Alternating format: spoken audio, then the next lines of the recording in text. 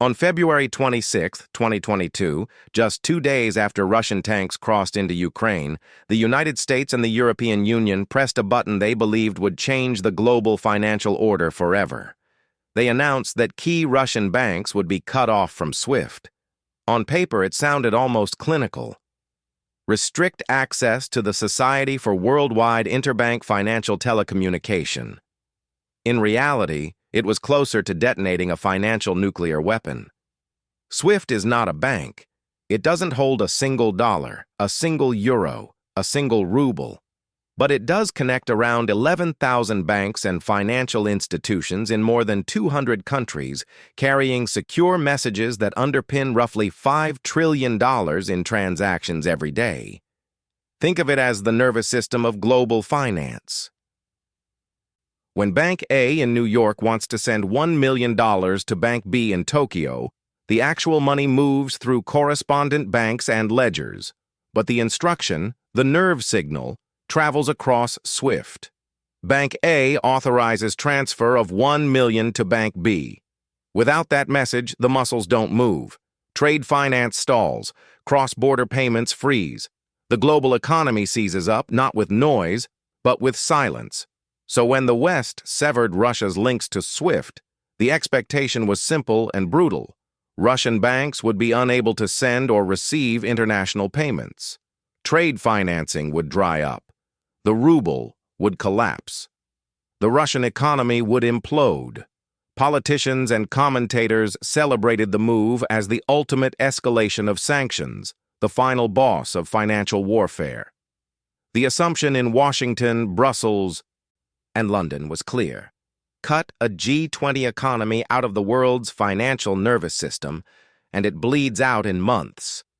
Some believed Vladimir Putin would be forced to retreat from Ukraine. Others whispered that the economic shock might even trigger political unrest inside Russia, maybe even regime change. But then, something strange happened. 2.5 years later, Russia had not collapsed. The ruble, after a violent crash, clawed its way back. Trade flows didn't vanish. They rerouted. Russian exports kept moving, just not through Western arteries. The payments stopped traveling through SWIFT. But they found other channels. And the most important consequence wasn't in Moscow at all.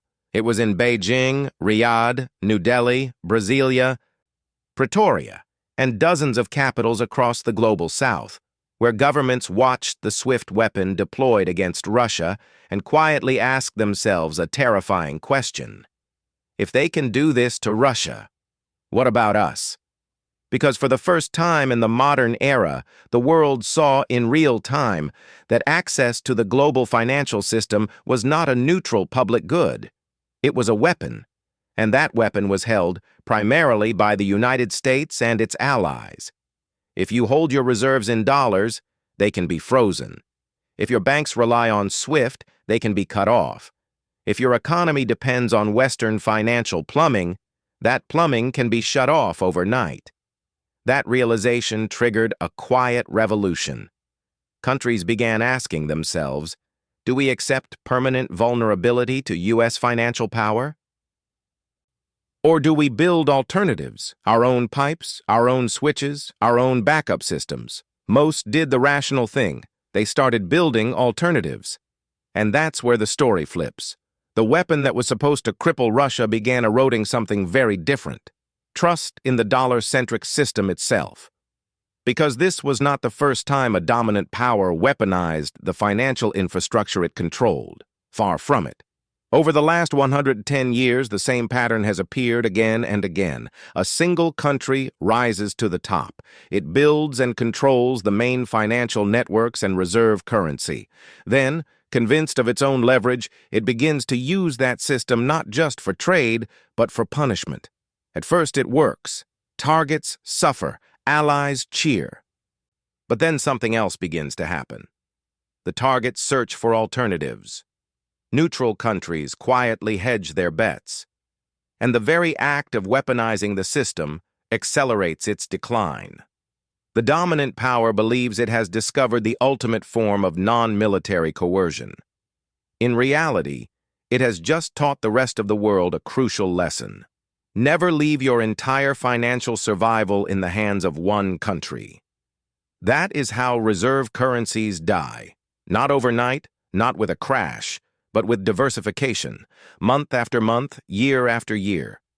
The story of SWIFT and the dollar in 2022 is just the latest chapter in this older pattern. We've seen versions of it 4 times in the last century, and every time the timeline is eerily similar. 1. A dominant power controls the financial system. 2. It weaponizes that system. 3. Targets and neutrals build alternatives. 4. The original system loses its monopoly, and with it, much of its power. When Britain weaponized its financial system in 1914, the pound still looked untouchable. 30 years later, in 1944, the dollar formally replaced it as the world's primary reserve currency at Bretton Woods. When the U.S. weaponized SWIFT in 2022, it looked like peak dollar power. In reality, it was the starting gun for a countdown. The difference this time?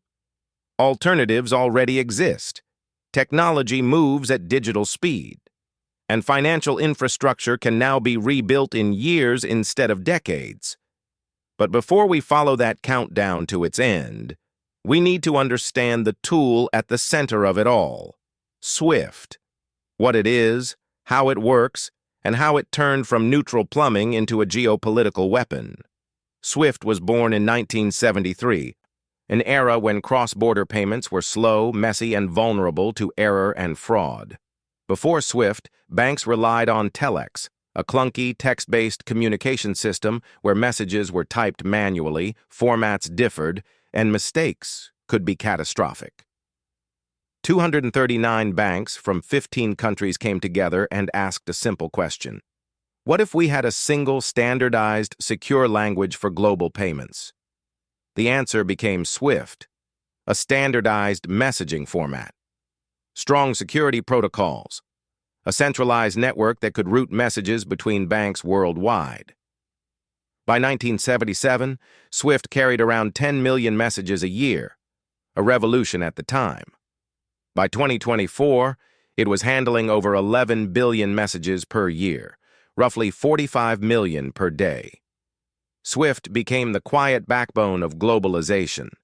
Containers moved, oil tankers sailed, factories ordered parts, and somewhere in the background, a SWIFT message confirmed that the money would follow. Crucially, SWIFT was headquartered in Belgium and presented as politically neutral. But neutral on paper is not the same as neutral in practice.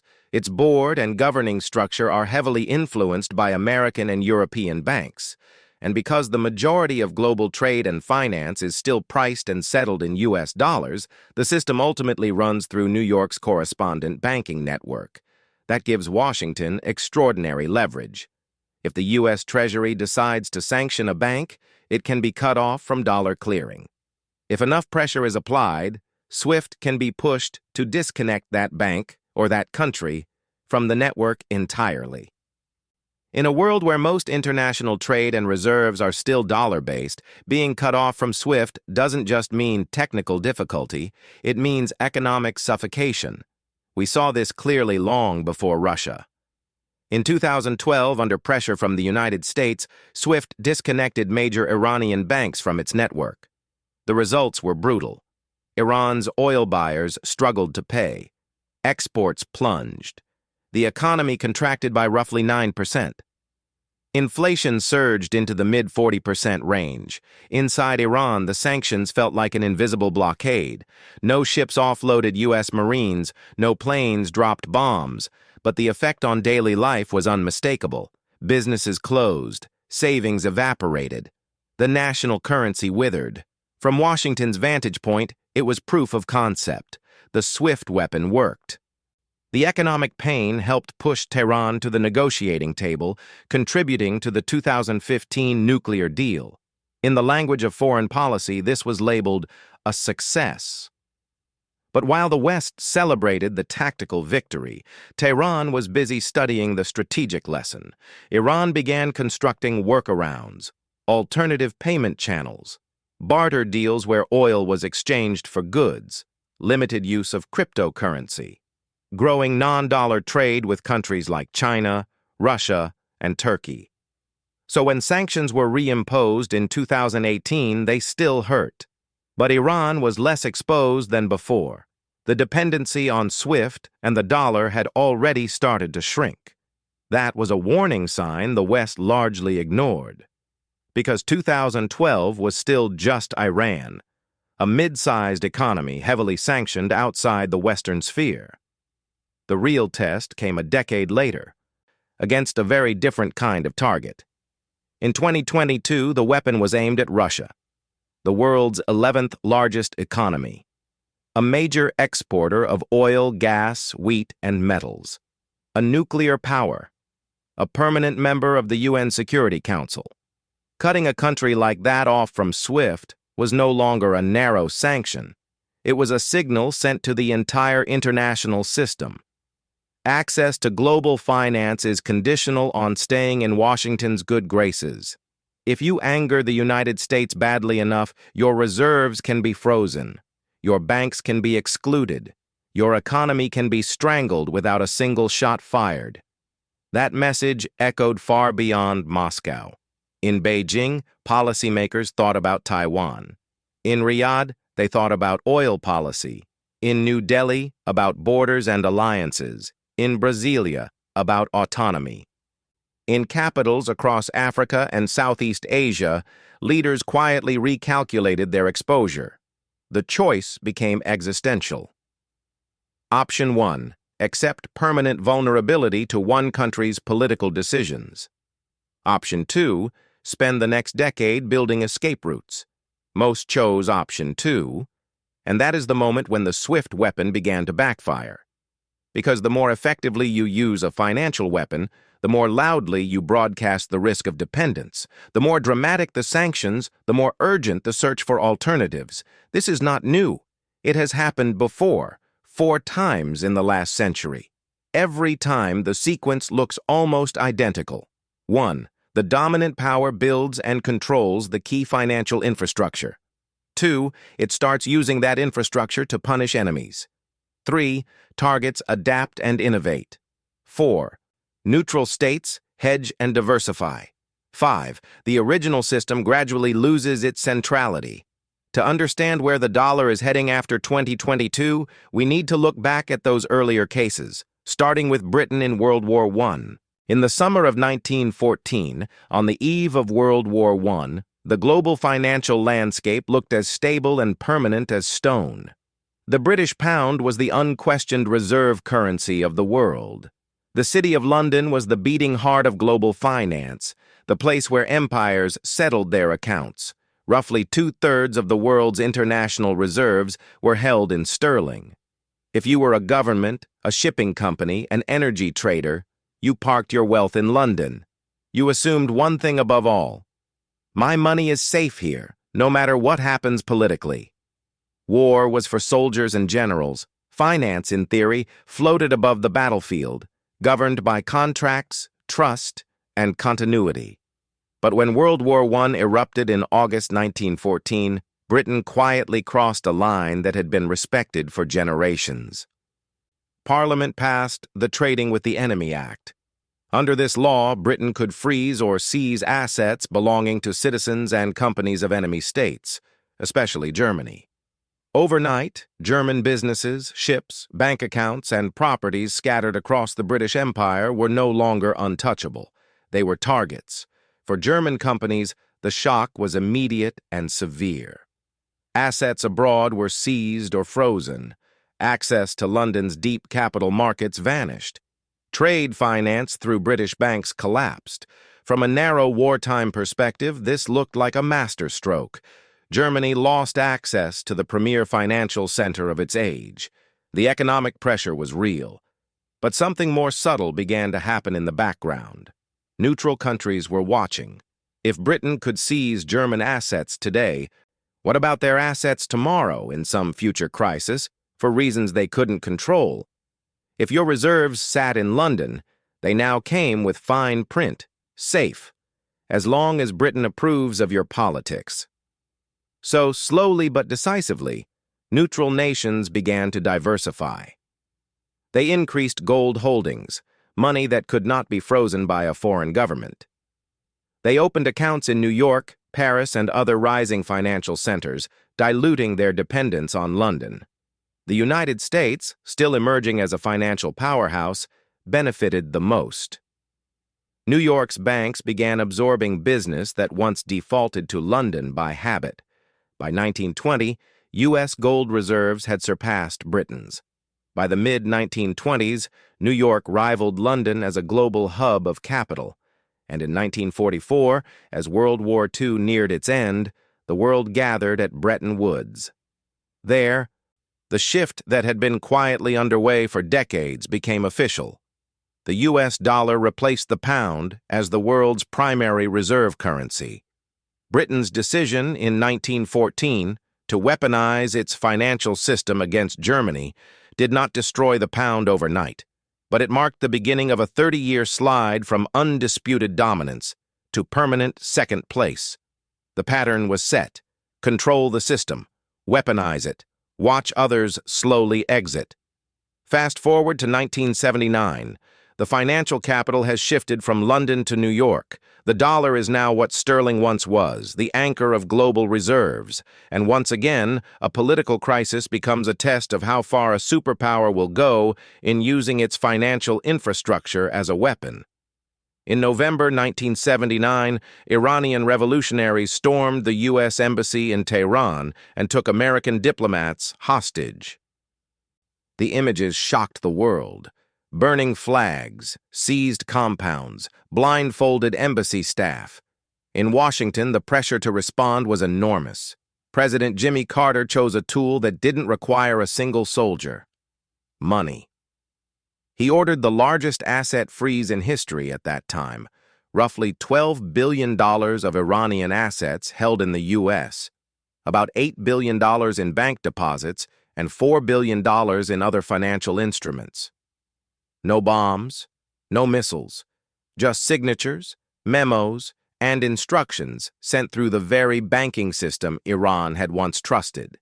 Again, on a tactical level, it worked. Iran was squeezed. Its access to dollar liquidity evaporated. The sanctions added weight to the negotiations that eventually led to the hostages' release in January 1981. From the American perspective, this was presented as proof that financial pressure could replace military escalation. Why send aircraft carriers when you can simply immobilize a country's wealth with an executive order? But outside the U.S., especially in oil-rich nations and OPEC member states, the lesson was darker. If Iran's assets could be frozen because of a political crisis, what did that say about their reserves? For decades, central banks and sovereign wealth funds had piled into dollar assets. U.S. treasuries, dollar deposits, instruments parked safely in New York and London. Suddenly, a realization took shape. Our sovereign wealth isn't actually sovereign if it can be blocked by someone else's president with a phone call. During the 1980s and into the early 1990s, many of these countries quietly began to rebalance, reducing the share of reserves held in dollars, increasing holdings of Deutsche Marks, yen, and gold, spreading accounts across multiple financial centers: London, Zurich, Singapore, not just New York. Countries like Saudi Arabia, Kuwait, and the UAE cut back on their U.S. Treasury exposure, not as an act of open rebellion, but as a risk management strategy. Again, the pattern repeated. The Iranian asset freeze worked in the narrow sense. It helped resolve a specific crisis.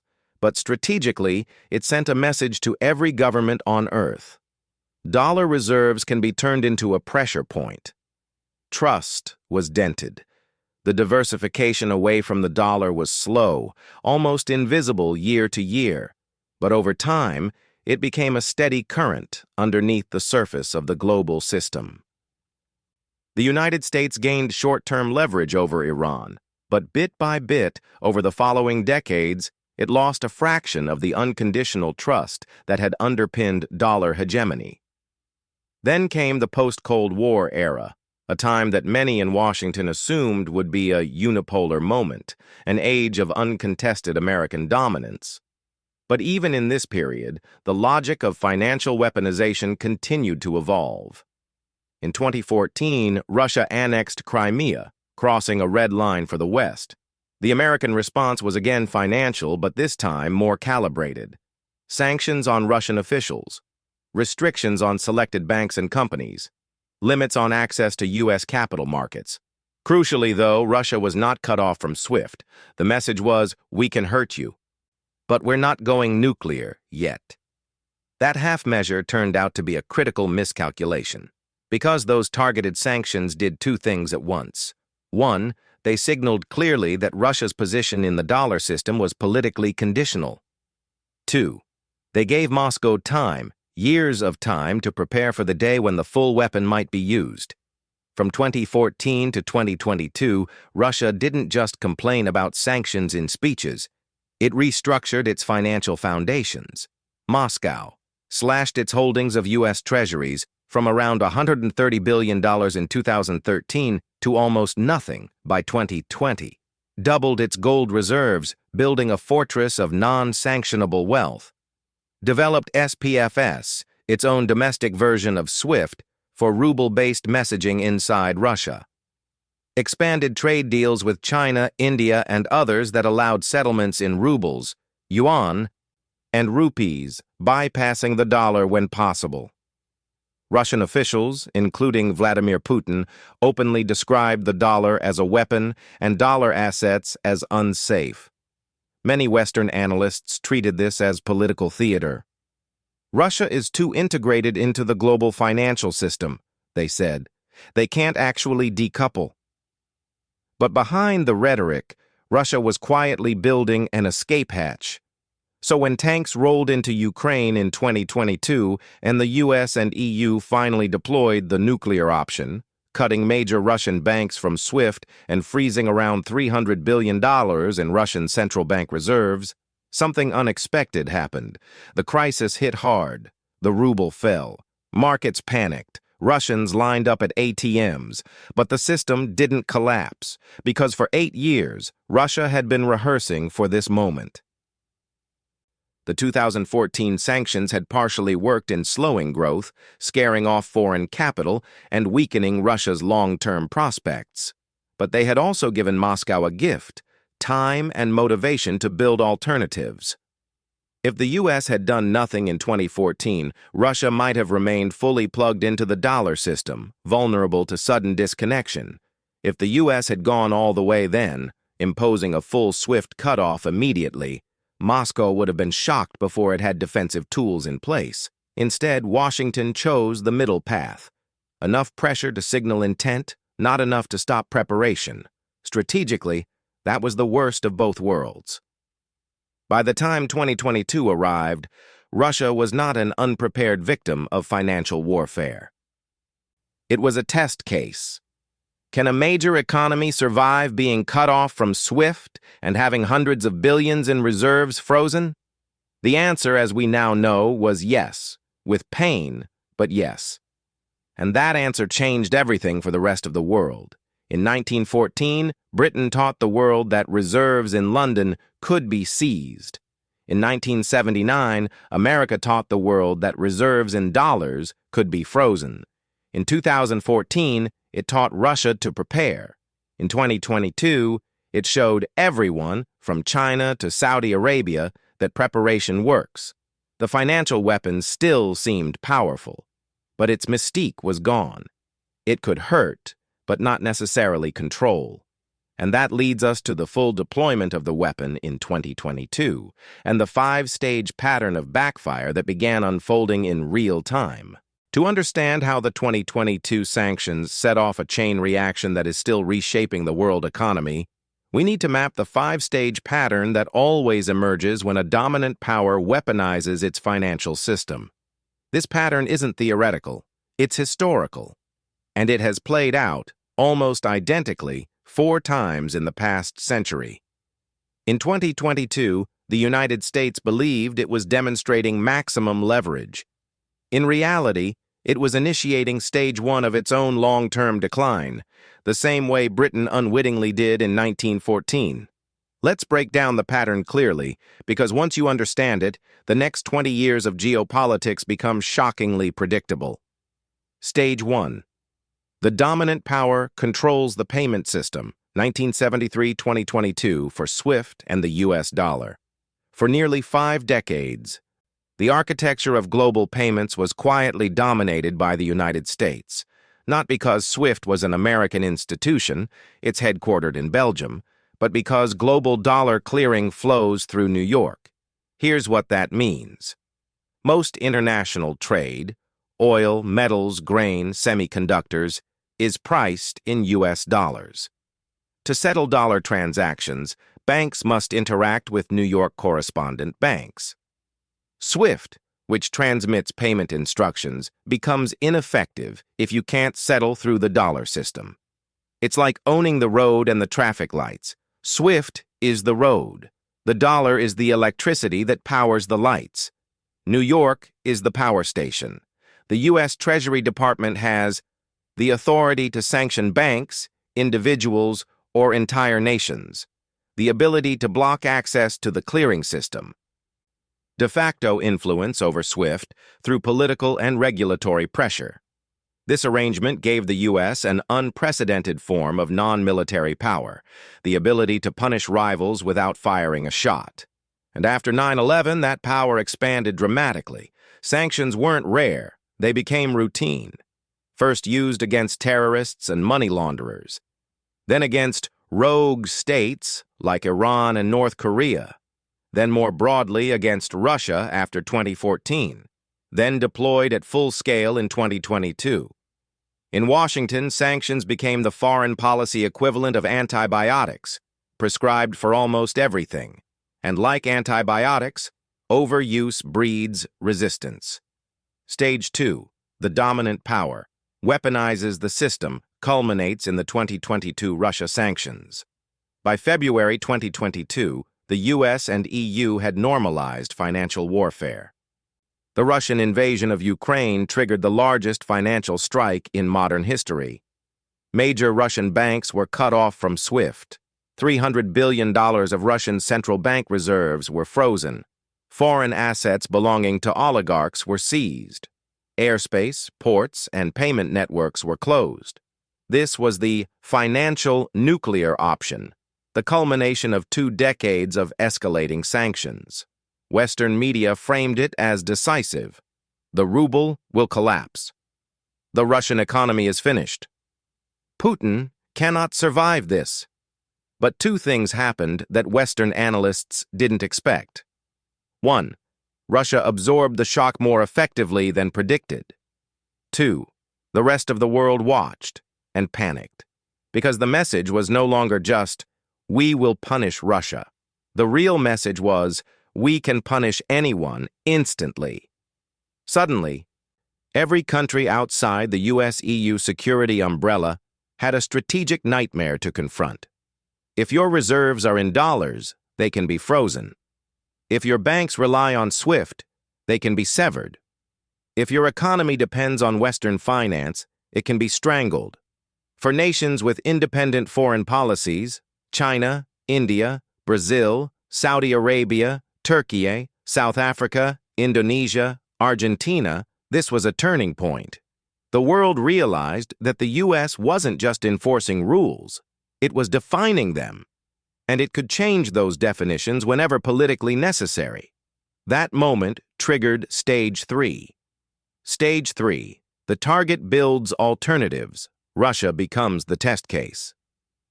Cut off from the global payment network, Russia didn't shut down. It began rerouting.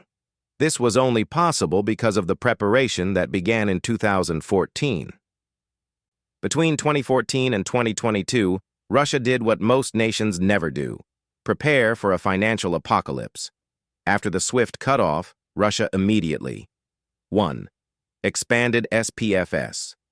Russia's domestic alternative to SWIFT, SPFS, absorbed internal messaging and slowly connected to foreign partners willing to experiment. 2. Shifted to China's CIPS, China's cross-border interbank payment system, CIPS, became the primary channel for large-scale Russian trade, much of it set in yuan. 3. Increased reliance on non-dollar settlements. By 2024, 40% of Russian trade occurs in rubles, yuan, rupees, and dirhams. Russia-China trade, over $240 billion, is almost fully settled in yuan rubles. Russia-India oil trade is largely settled in rupees. 4. Used barter, crypto, and secondary networks. Adaptability became survival. Russia's ability to restructure itself under pressure sent one message to the world. A major economy can survive outside the dollar system. This single demonstration cracked the fear barrier that had protected dollar dominance for decades. The West didn't just sanction Russia, it unintentionally created a blueprint for others. Stage 4. Neutral countries. Hedge their bets.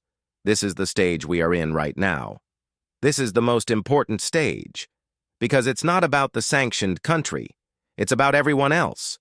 Dozens of nations, friendly with the U.S., neutral or even partnered in some areas, began quietly insulating themselves, not because they oppose America, but because they fear dependency. China moved first and fastest. It accelerated de-dollarization, reduced U.S. Treasury holdings from $1.3 trillion 2013 to $775 billion 2024. Increased official gold reserves to 2,264 tons and possibly 4,000 plus unofficially. Expanded CIPS from processing $300 billion in 2021 to over $500 billion in 2024. Signed dozens of bilateral swap agreements worth $500 billion. Saudi Arabia broke the petrodollar taboo. In March 2023, Riyadh agreed to accept yuan for oil sales to China, the first crack in a 50-year U.S.-Saudi oil-dollar framework. Then in 2024, Saudi Arabia joined BRICS.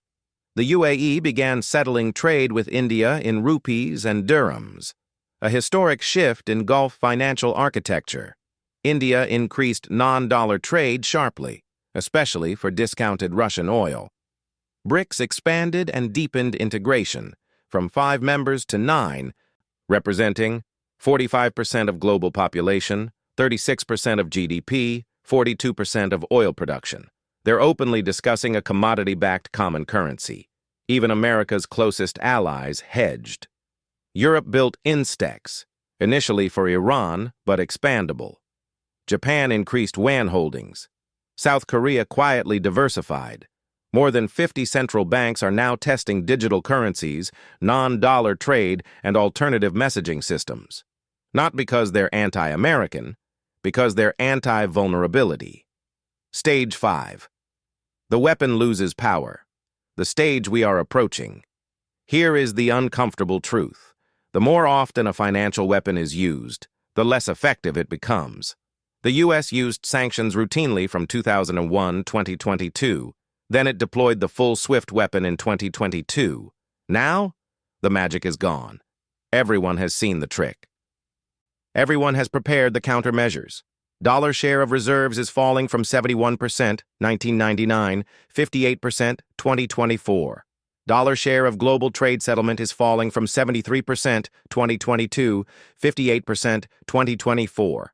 A 15-point collapse in just 2 years. SIPS is rising exponentially from $12 trillion annual volume in 2020, $27 trillion in 2023. Gold purchases are at 50-year highs.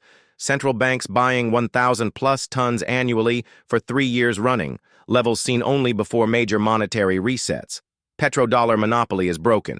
Oil is now sold in yuan, rupees, dirhams, not only dollars. Alternative payment systems are forming UPI, India, PIX, Brazil, SPFS, Russia, CIPS, China. BRICS is designing a competing currency backed by gold, oil, and metals. All of this was triggered, not by war, not by decline, not by China, but by the weaponization of the dollar system itself. That's the paradox at the heart of financial power. The more you use it, the less you have. And once the world learns it can function without the dollar and without SWIFT, those tools lose their monopoly forever. Now that we've mapped the pattern, it's time to examine the data, the timeline, and the winner of this multipolar shift. Let's move from pattern to proof, because this isn't just a theory about empires and money. It's already visible in the numbers, on trade ledgers, in central bank balance sheets, inside the plumbing of the global financial system. When you zoom out, the story of SWIFT and the dollar after 2022 looks less like a debate and more like a trend line. 1. Russia. The first major test case. Before the full sanctions hit, Russia was firmly embedded in the Western financial architecture. In 2021, roughly 87% of Russian trade was settled in dollars or euros. That meant almost 9 out of 10 external payments flowed through the very system that would later be used against it. By 2024, that share had fallen to around 60%. The remaining 40% settled in yuan, rubles, rupees, dirhams, and other currencies. Russia-China bilateral trade reached around $240 billion, overwhelmingly transacted in yuan and rubles. Russia-India trade climbed to about $65 billion, with a large portion settled in rupees. Deals with the UAE and others increasingly used dirhams and local currencies. This wasn't just improvisation, it was proof of concept. A major G20 economy, cut off from SWIFT and facing frozen reserves, can rebuild its trade architecture outside the dollar system. If you're sitting in Beijing, New Delhi, Riyadh, or Brasilia, you're taking notes. If they survive that, we can survive lower-level pressure too. We just need our own pipes. Russia became the laboratory where the world tested what happens when you unplug from SWIFT. The experiment did not end in economic death. It ended in adaptation. 2. China's CIPS.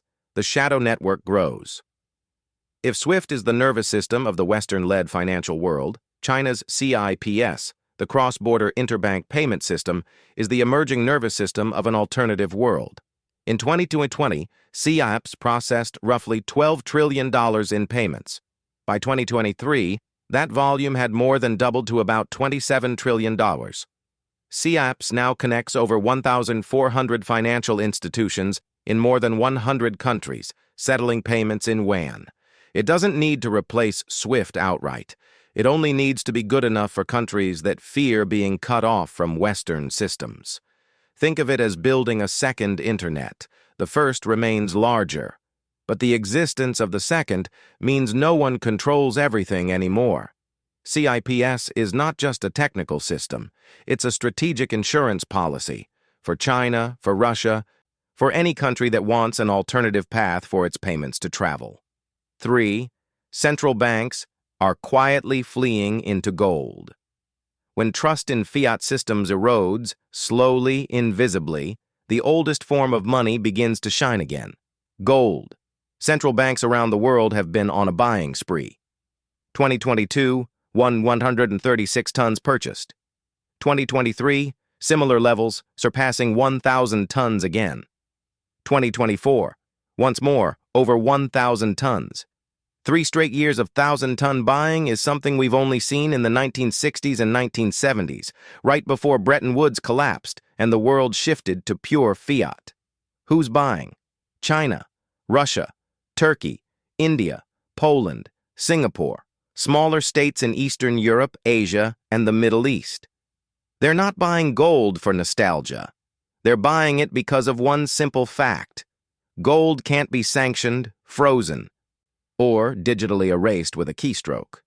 When you move from paper promises to metal, you can vault. You're making a statement. I don't fully trust the rules of the existing system anymore. 4. Currency swaps and the new payment web.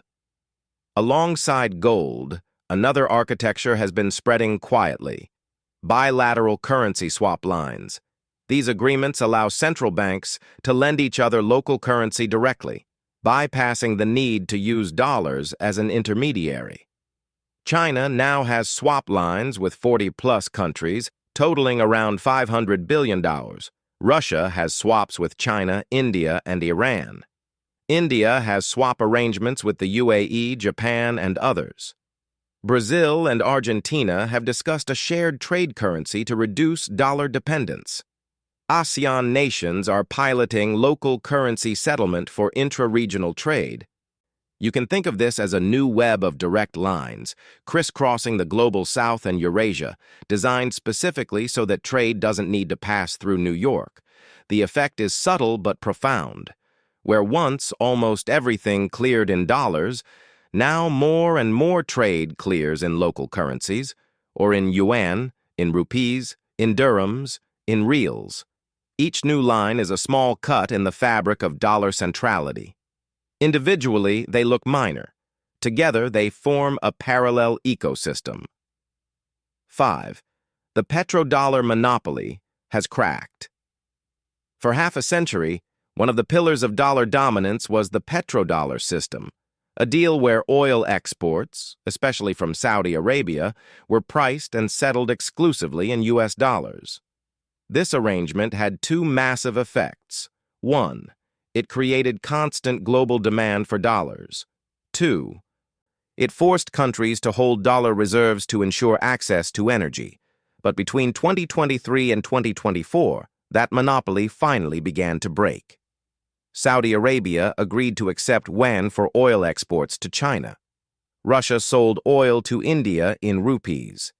The UAE accepted dirhams and yuan for energy and trade deals. Iran sold oil to China in yuan. Iraq moved toward accepting yuan for some trade with China. The petrodollar isn't dead, but it is no longer a monopoly. And once a monopoly breaks, the psychological barrier is gone. Others can follow. Slowly at first, then faster. 6. BRICS expansion and the hint of a new currency. The BRICS bloc, originally Brazil, Russia, India, China, South Africa, has expanded to add Saudi Arabia, UAE, Iran, Egypt, Ethiopia. Together, these 9 states represent 45% of global population, 36% of global GDP, 42% of global oil production. At their 2023 summit, BRICS leaders did something symbolically powerful. They openly discussed a shared currency, potentially backed by a basket of gold, oil, other commodities like metals and rare earths. Is that currency ready? No. Is it implemented? Not yet. But the signal matters more than the present reality. The signal is, we're not just critics of the dollar system, we're building something else. And in finance, signals move capital long before systems are fully constructed. 7. Dollar dominance by the numbers, the slow slide. Now we come to the heart of the story, the dollar's share of global reserves and trade. In 1999, the dollar accounted for about 71% of global foreign exchange reserves. By 2024, that share had fallen to roughly 58%. That's a 13-point decline in 25 years. Slow, gradual, manageable. If that pace continued unchanged, the dollar might reach 45% sometime around 2049. But the pace isn't unchanged. It's accelerating. In just the last 2 years, after the Russia SWIFT cutoff, the dollar's share slid by around 4 points. On the trade side, the shift is even sharper. In 2022, about 73% of trade settlements were in dollars.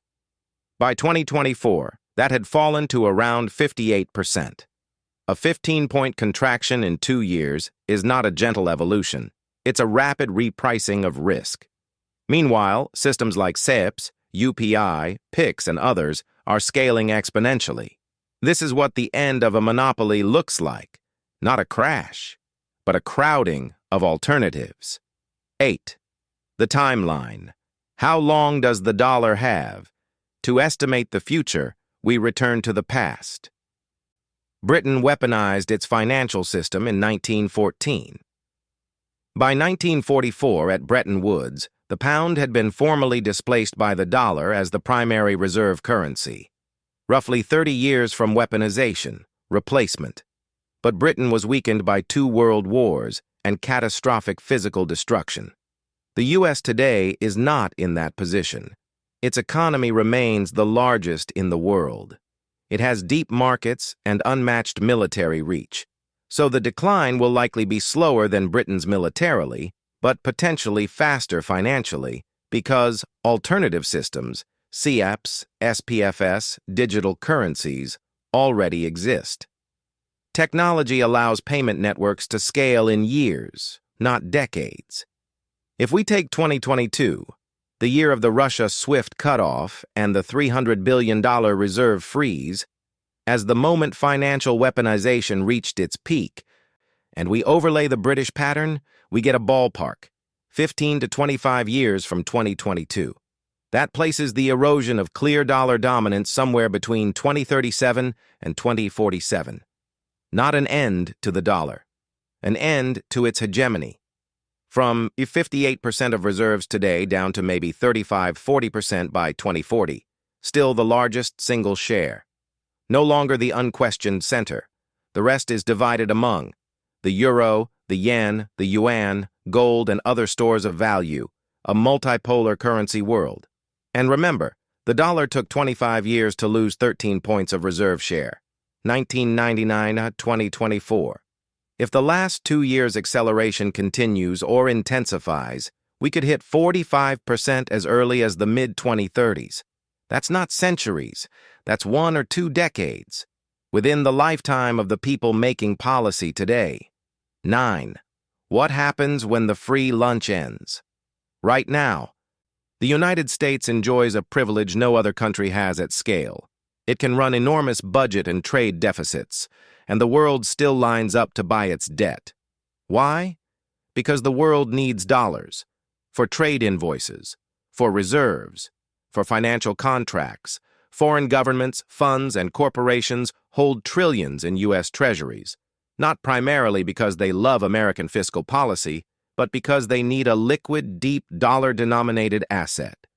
This demand keeps U.S. interest rates lower than they would otherwise be, allows Washington to borrow $1 to $2 trillion per year, lets America import far more than it exports and pay in paper it creates. When dollar reserve share falls significantly, below 40%, for example, that machine begins to jam. Foreign demand for treasuries shrinks. U.S. interest rates have to rise to attract buyers. Servicing the debt becomes harder. Deficits become politically and economically painful. At that point, the U.S. faces a choice it hasn't had to seriously confront in decades. Balance the budget, or live with inflation and instability. The exorbitant privilege of the dollar has been America's silent subsidy, fueling high living standards, cheap imports, and a powerful military financed through debt. As that privilege fades, the United States doesn't become poor, but it becomes normal. It must export more. It must import less. It must justify its spending not with dominance, but with discipline. That's the practical consequence of dollar decline. And it leads directly to the next question. In a world where the dollar is weaker and SWIFT is no longer a monopoly, who wins and who loses? Now that the pattern is clear and the data is undeniable, we arrive at the inevitable geopolitical question. Who gains power in a world where the dollar is no longer the unquestioned center? And who loses the most as new financial systems rise? The answers are not subtle. Some nations have spent the last decade preparing for this shift. Others have stumbled into it, and some, perhaps without realizing it, have built the very tools that will undermine their own dominance. Let's break down the winners and losers of the coming post-dollar world. The winners. 1. China. The strategist of the century.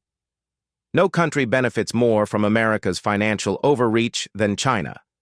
China doesn't have to collapse the dollar. The U.S. is doing most of that work by itself. Beijing simply has to wait, build, and offer alternatives. China is uniquely positioned, the world's second-largest economy, the largest manufacturing base, the largest exporter, the biggest trading partner for 120-plus nations, a fast-growing digital payments infrastructure, rising yuan usage in global trade, massive gold reserves, official and unofficial. But most importantly, China has built the tools of a parallel system. CIPS, China's answer to SWIFT. Now processing trillions annually, connecting 1,400 plus banks. Digital Yuan, ECNY, the world's most advanced central bank digital currency, already piloted in dozens of cities and cross-border trials. AIIB Plus New Development Bank alternative lenders to the IMF and World Bank. BRI, Belt and Road Initiative, a physical trade network linking Asia, Africa, the Middle East, and Europe, where China controls the ports, railways, and digital rails. The U.S. accidentally sped up China's financial rise by showing the world that dependence on the dollar is dangerous. China never needed to defeat the U.S. militarily. It just needed the U.S. to weaponize the dollar too aggressively and wait for the global system to recoil. China is the biggest strategic winner. 2. Russia, the survivor who proved it's possible. Russia's victory is not ideological, it's practical. Moscow proved what experts long insisted was impossible. A major economy can survive outside SWIFT, outside the dollar system, and outside Western finance. This wasn't guaranteed. Russia faced a brutal shock. Yet it adapted faster than anyone in the West predicted. That demonstration effect is priceless. It gave dozens of countries the confidence to expand non-dollar trade, hold fewer treasuries, adopt yuan settlements, explore digital currency experiments, reduce vulnerability to Western sanctions. Russia didn't just survive sanctions, it became the case study that broke the psychological barrier of dollar dependence.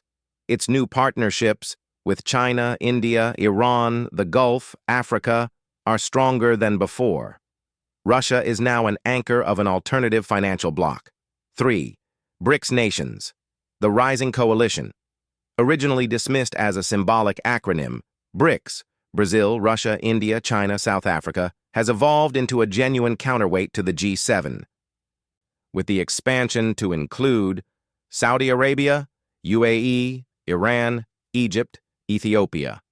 BRICS now represents 45% of the world's population, 36% of global GDP, 42% of global oil production.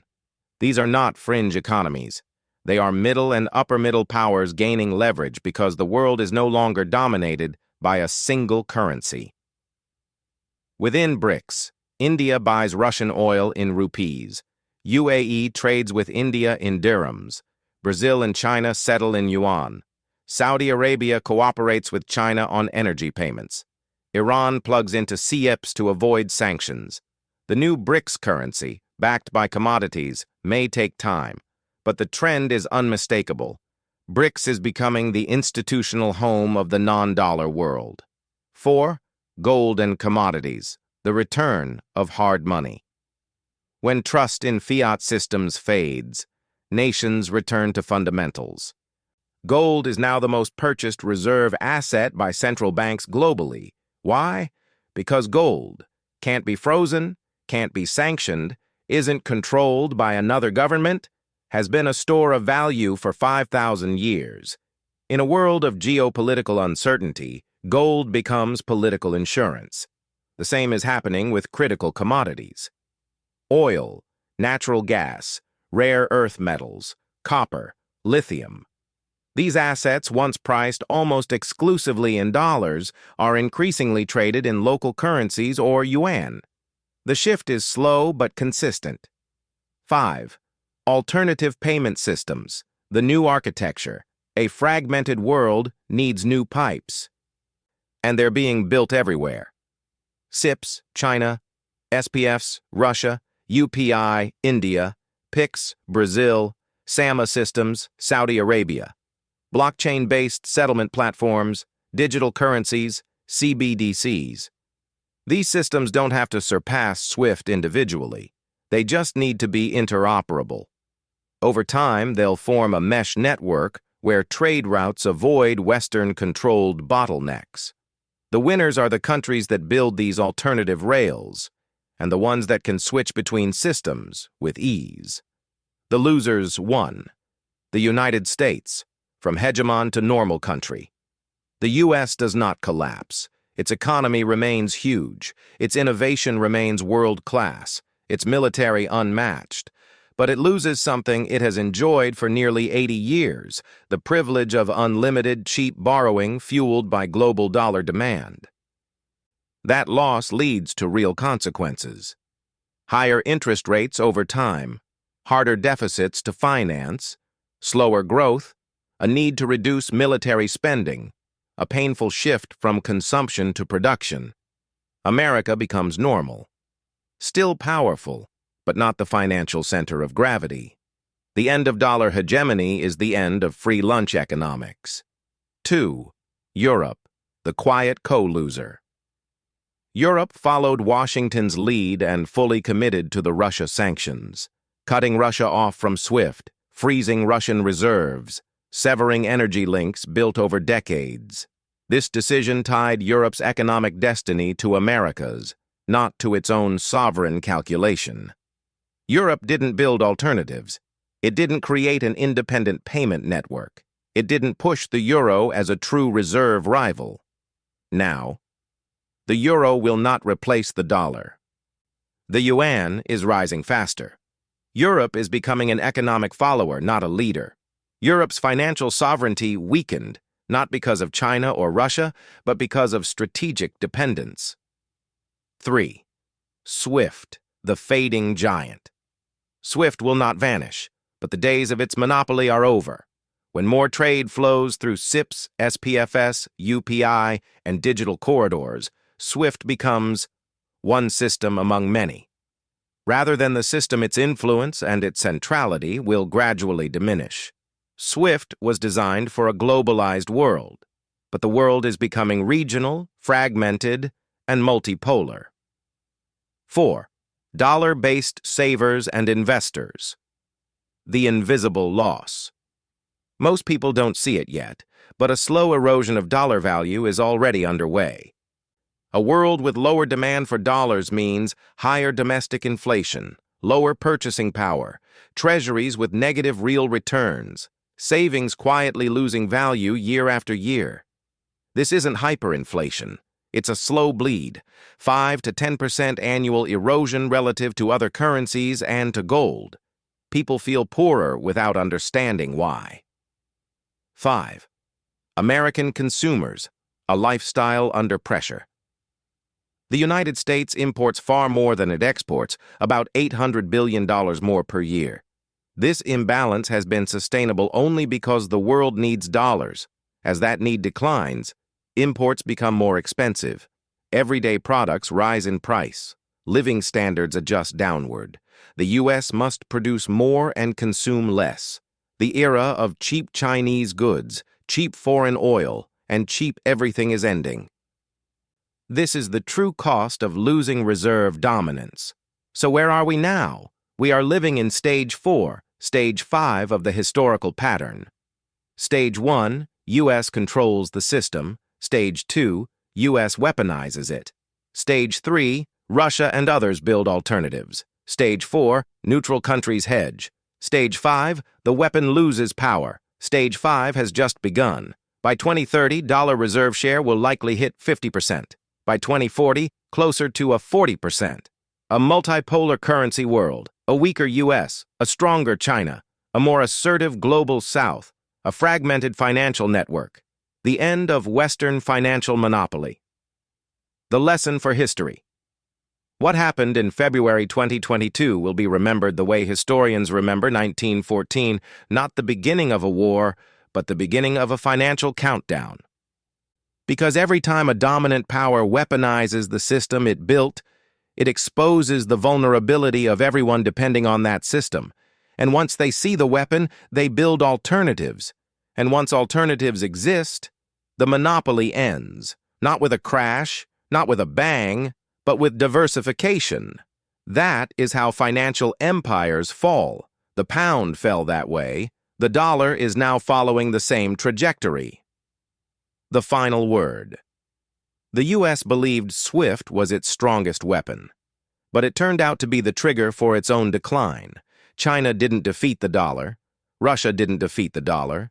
BRICS didn't defeat the dollar. The dollar defeated itself through its overuse as a tool of punishment. Financial systems thrive on trust. They die from fear. And in February 2022, the world stopped trusting the dollar system to stay neutral.